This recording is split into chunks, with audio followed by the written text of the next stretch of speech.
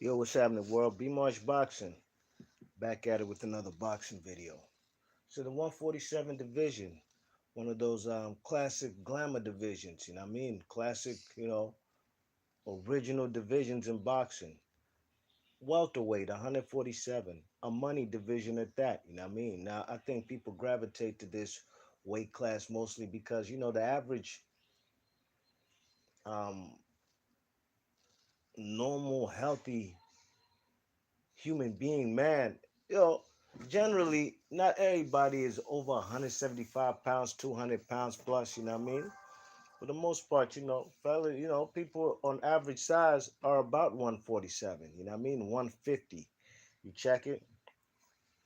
And, like I said, the glamour division, great fighters have been in this weight class, whether it's Ray Robinson, even fellas like Henry Armstrong have competed in this division. Ray Leonard, Jose Napoles, um, you know, great fighters like the Bible of boxing.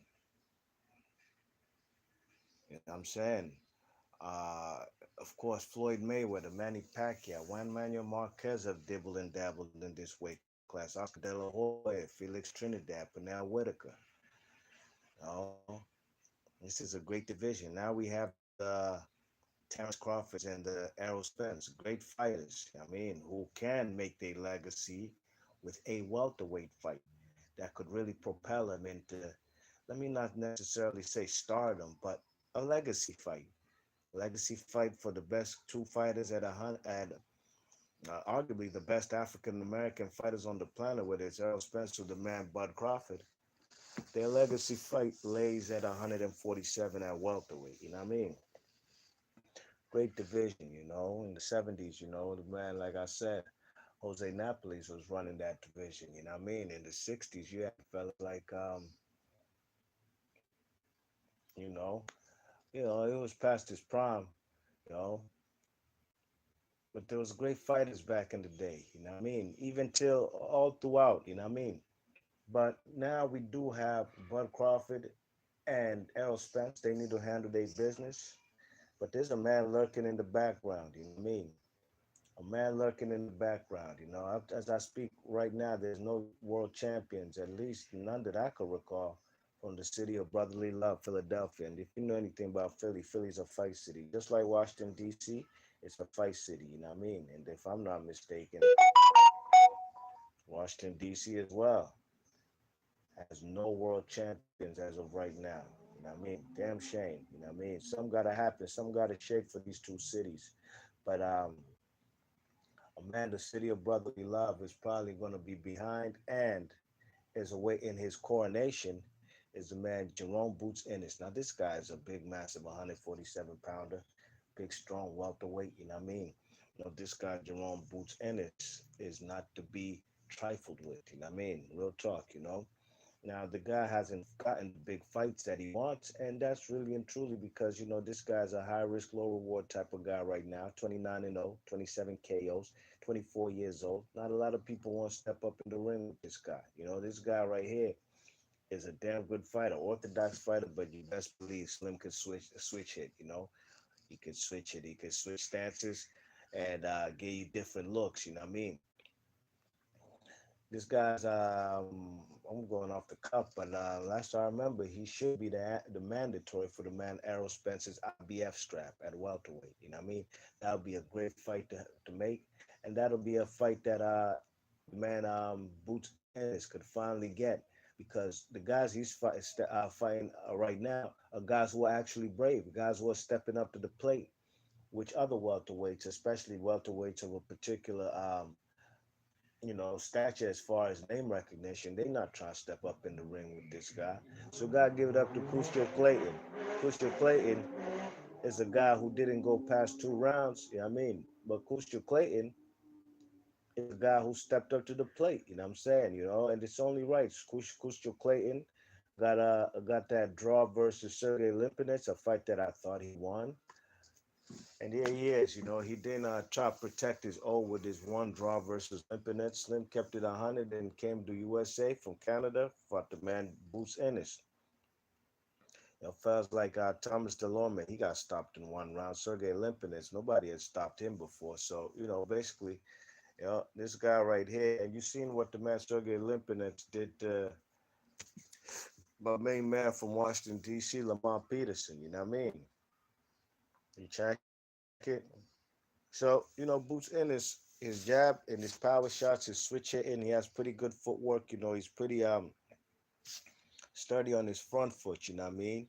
Gathers his real estate and he goes to work, you know what I'm saying? So, this guy Boots Ennis, he's a future of the welterweight division. No ifs, ands, or buts about it, you know what I mean?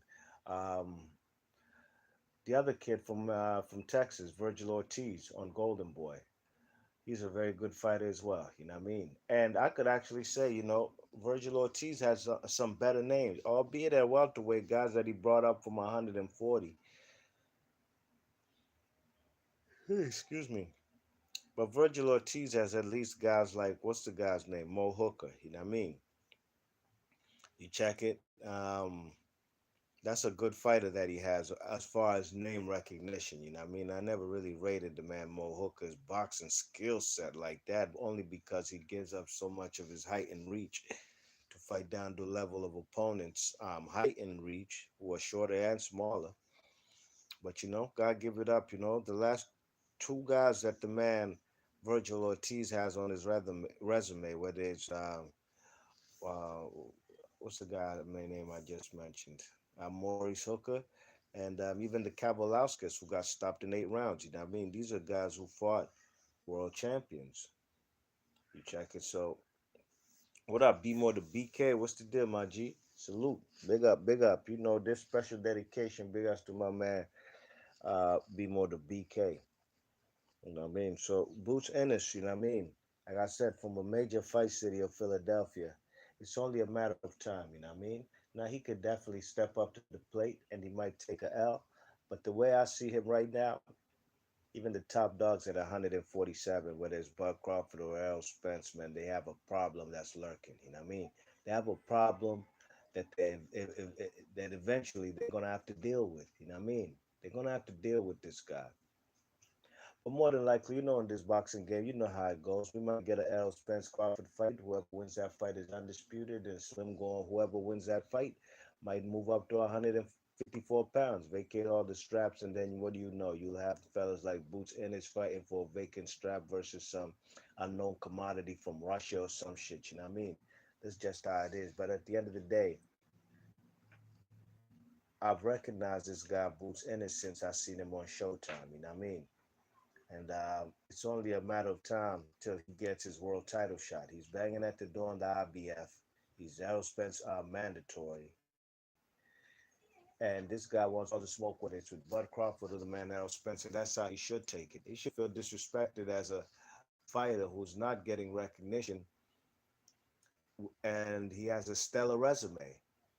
But in this boxing game, somebody has to take his O. Who will it be? Time will tell. Be more to BK. Big ups to you. You already know. Salute to everybody in the chat.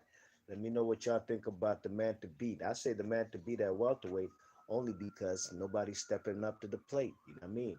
We already have a fight for undisputed that is long overdue. So those guys, Bud Crawford and Spence, need to handle their business. But the man to beat right now is the man Boots Ennis. Virgil Ortiz is also the man to beat at 147. You know what I mean? These guys are coming. Are they the real deal? Time will tell when they get their step up fight. But in boxing, when people say Slim ain't fought nobody, it takes it takes two to tangle. You know what I mean? And it's only a matter of somebody stepping up in to fight the man Boots Ennis. We shall see. Time will tell. Big up to everybody in the chat. B Marsh Boxing. Your thoughts and comments. Let me know what y'all think about